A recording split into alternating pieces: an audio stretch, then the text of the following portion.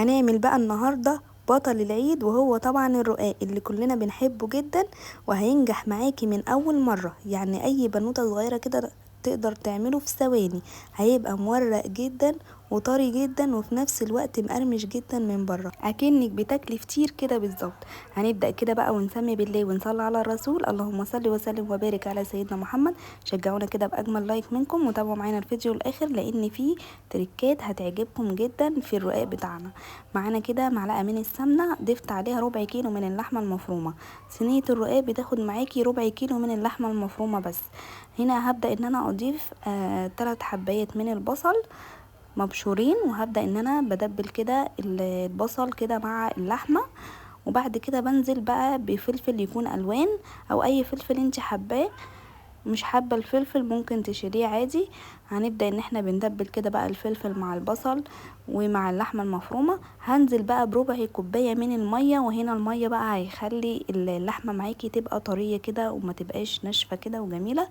هنضيف بقى معلقه من الفلفل الاسمر ومعلقه من الملح ومعلقه صغيره من البهارات بتاعه اللحمه، على سنه من القرفه، وكمان بشره من جوز الطيب بيديكي ريحه وطعم حلو قوي. حطيت معلقه من الصلصه ومعلقه من هريسه الشطه لو انتوا حابينها، وسنه كده من البابريكا، يعني معلقه من البابريكا هيديكي لون حلو جدا للحمه. كل دوت بيخلي اللحمه كده تبقى طريه معاكي وتبقى طعمها حلو قوي. هنحط بقى معلقه من الدبس رمان، وهبدا بقى ان انا بشوحهم كده. وبعد كده معانا هنا بقى ايه، صينيتين كده اللحمه المفرومه خلصت معانا هنا بقى صينيتين. هنا الصينيه دي هحط فيها كوبايه من الشوربه تكون كده ايه دافيه، وحطيت كمان كوبايه من اللبن برضو تكون دافيه. وهضيف بقى اللي هيخلي الرواق يبقى مورق معاكي، هي معلقه البيكنج باودر. حطيت معلقه من البيكنج باودر صغيره، ونص معلقه صغيره من الملح، لان الشوربه بتبقى فيها سنه ملح، دي شوربه لحمه. وهنا هحط بقى في الصينيه التانية معلقه كبيره من السمنه. هنقلب كده السمنه كويس جدا في الصينيه بتاعتنا من الجوانب ومن تحت، عشان خاطر ايه ما يلزقش فيها. بعد كده ببدأ ان انا بجيب الرقاق، وببدأ ان انا بحطه كده في التشريبة بتاعتنا. وبعد كده بحط عليه سمنة، وبحط عليه كمان بقى قشطة، دي قشطة اللبن. يعني خدت كده قشطة اللبن، وببدأ ان انا بقى ايه بحط كده سمنة على قشطة. بورق كده كل واحدة بحطها لازم ان انا اورقها. وطبعا السائل بتاعنا دوت لما يبرد لازم ان انت بتسخنيه عشان يبقى كويس مع الرقاق. زي ما انتم ما شايفين كل واحدة بحط عليها سمنة وبحط عليها قشطة. القشطة هنا بيديكي طعم تحفة جدا، بيخليه كده معاكي عامل زي الفطير وطعمه خطير جدا.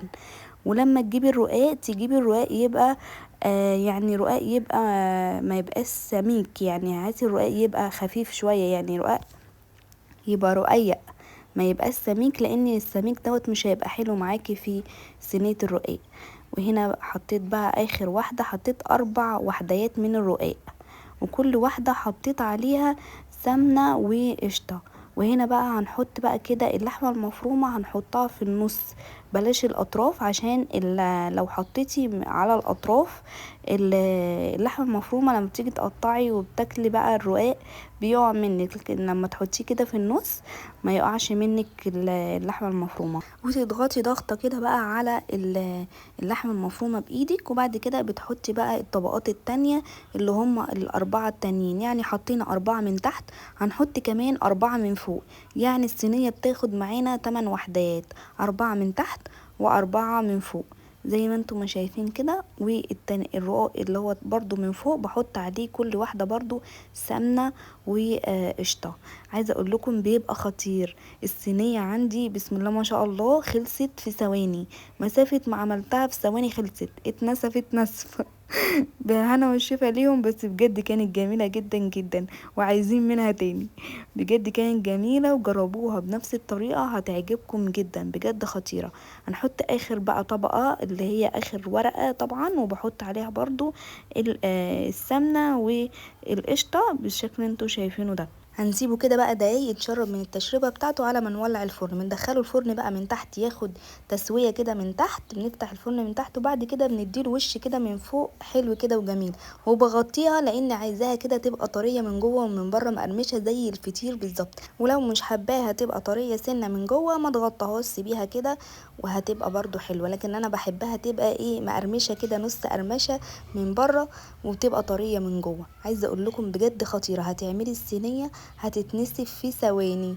اتمنى حبايب قلبي لو وصلتوا لغايه هنا وعجبكم الفكره شجعونا كده باجمل لايك وكومنت حلو منكم واشتراك في القناه وتفعيل زر الجرس عشان يوصل لكم كل الاشعارات بتاعتنا الجديده، وكل حاجه بننزلها جديده توصل لكم على طول. جربوها واثقه ومتاكده هتعجبكم جدا.